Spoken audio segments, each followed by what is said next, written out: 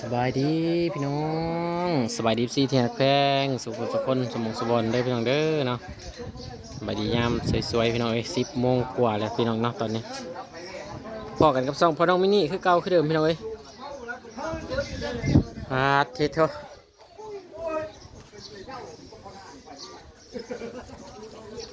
ฮักกันแล้วเรื่องเงินพี่น้อง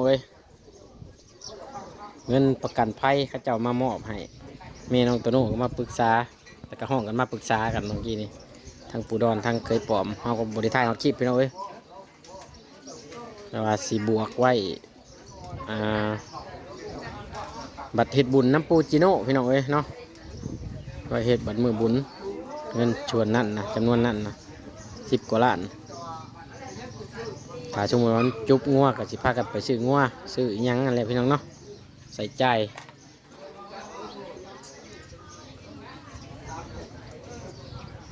อากาศตกลงกันไว้ให้เมจิโน่ถือไว้พี่น้องเนาะครับเดี๋ยวให้เพิ่นถือไว้เถอะพระเพื่อจะขึ้นมาหรือเปล่าจังเนี่ยบายดีจิโน่ได้ไอ้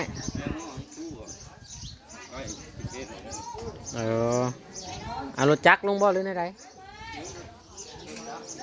มีแต่บ้านเฮาบ่รถจะได้เนาะรถตัวเด้เขาไปเอาก็ได้อยู่แล้วมันก็ต้องหลายคันเด้เพิ่นก็หลายองค์เนาะ2 องค์บ่คือ3 องค์เนี่ย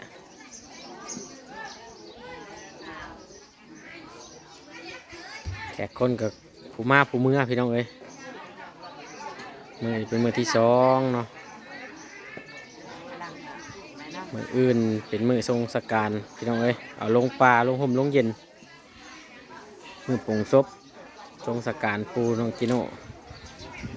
อื่นเป็นวันเสาร์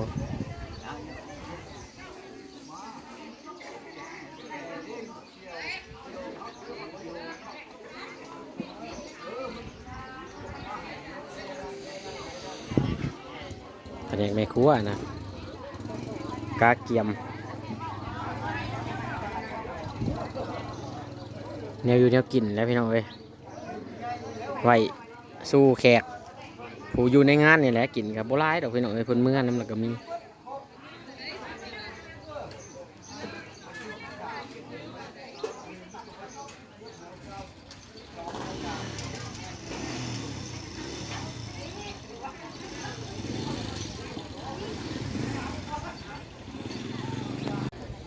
มาพี่น้องมาพามาเบิ่งทั้งนี้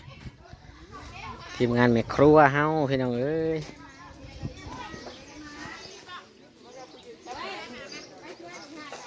ต่อเมนูหลักพี่น้องเนาะอาหารหลักคือตำบักหุ่งทอดหมูพี่น้องอาหารแซ่บๆโดย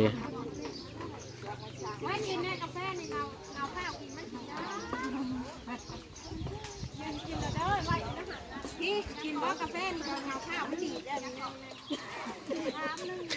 นี่แต่ปลามันเงาข้าวเงาข้าวกินดีวะสบายดีร้านสาวพี่น้องมาแต่เด็กแต่เช้าเริ่มมาเนี่ยกับอีปานุยพอสวัสดีจ้ามาดามเพิ่นมาดามทีมงานเฮาพี่น้องเนี่ยบทีมบปลากันพี่น้องพูดโดยเฉพาะซัดจอยคนงามพี่น้องพูดสวัสดีจ้าสู่อยู่แล้วซัดจอยนะทันงานบ่แล้วนั่งบ่ได้หนีหนาเฝ้าใช่นะโอ้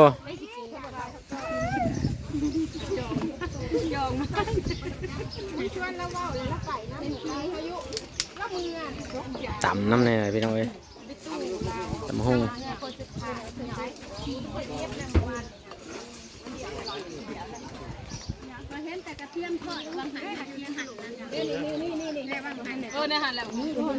คลุกเป็นอยู่พี่น้อง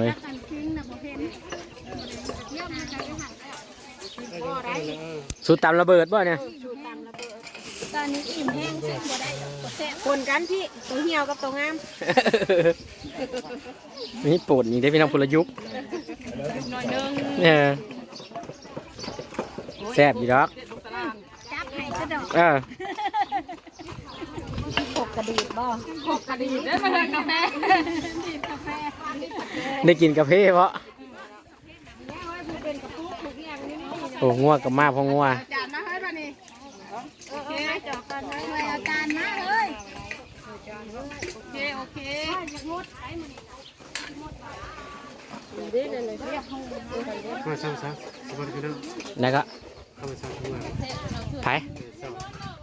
เป็นไง ซื้อบุบคนเห็นยันอยู่คุณ ซ้ำเพราะว่า หมองเสียงดวงพอแล้ว ข้าเจ้าว่าหุ่นนาวาพ่อกับเมียมาหาเสื้อข้าเจ้าเด้อสั่ง สวัสดีข้าเจ้าเด้อ มือแล้วเลือดสวิยะมากระลับ2 มือแล้ว เป็นยังไงหัวหน้าเจ้านะลุง สายเซโลบ เดี๋ยวนี้ได้แล้วไข่บ่ บริขาดมือ เพียอ๋อลุงบริมาพี่น้องเอ้ยเพิ่นเพียติดไข่เป็น มา อัน มือ นี้ นี่แหละพอ อ๋ออาจจะเป็นมือแรงบ่หรือว่ามืออื่นเนาะเพราะว่าร่างกายเพิ่นก็ยังบ่แข็งแรงพี่น้องเอ้ยเป็นอ่อนเป็นเพลียอยู่ มาสวัสดีเจ้ามาแทนประยุกต์ ส่งลูกน้องมาทั้งสะจอยทั้งมีไอ้ซ้อนทั้งพัวทั้งน้องเวียหัวหน้าบ่มากับลูกน้องมา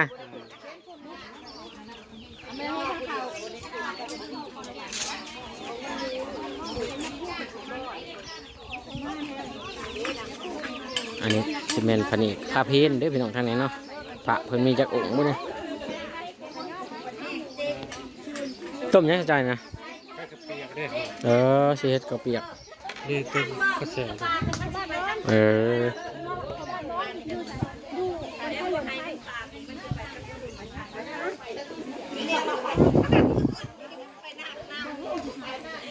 2 4 5พา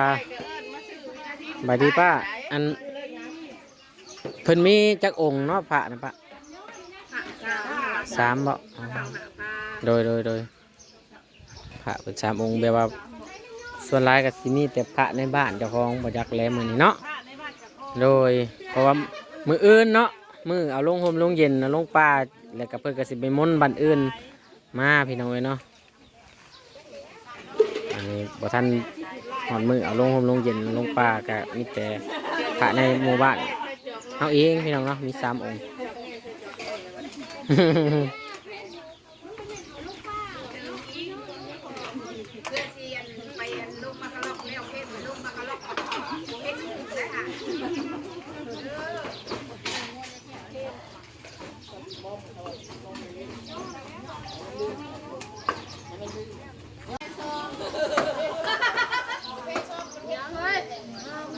เฮ้ยตอนนี้มันดีแต่บริมีตู้เส้นเลยเฮ้ย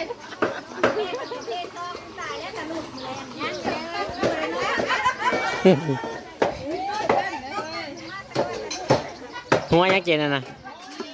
คิงมันสาวสิต้มข้าวเปียกกันไหม ผู้ไปเทใส่กระติกน้ำข้าวผู้เดินเขาเหนียว เซ่เลยเราเฮ้ยพี่ได้นี่ผมเป็นแล้วอันต่อผ้ามันจะระเบิด แดดเด้อบัดนี่นี่คือว่าสิต้มแต่เมื่อคืนต้มแล้วใส่ไก่ยังข้าเจ้าเอิ้น มักกะโรนียำบ่ มักกะโรนี ยังมักกะโรยังอีปลาจะว่ามักกะโรด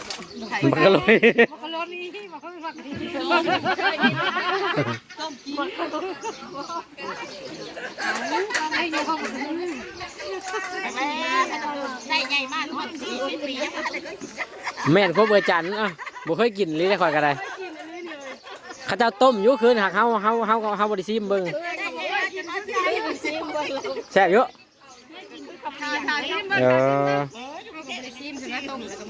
เออโอ้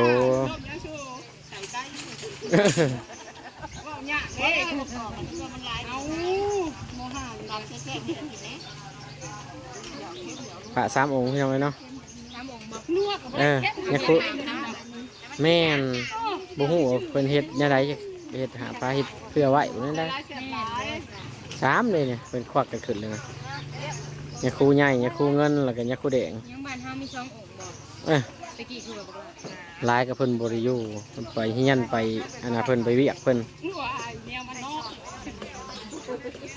พลังเขาต้องอาบแดดได้เฮ้ย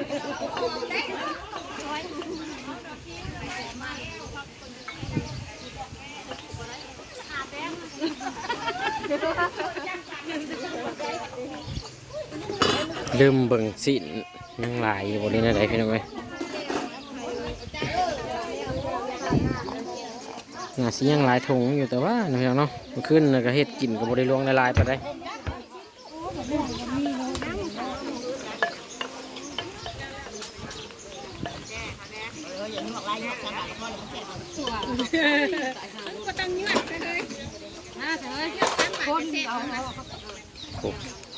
สิบ่หาว่าตำระเบิดเนี่ยไดน่ะบ่รู้แดงจะครึ่งอยู่นะมันจักแซ่บเนาะอันนี้น่ะตำระเบิดเด้พี่น้องเอ้ย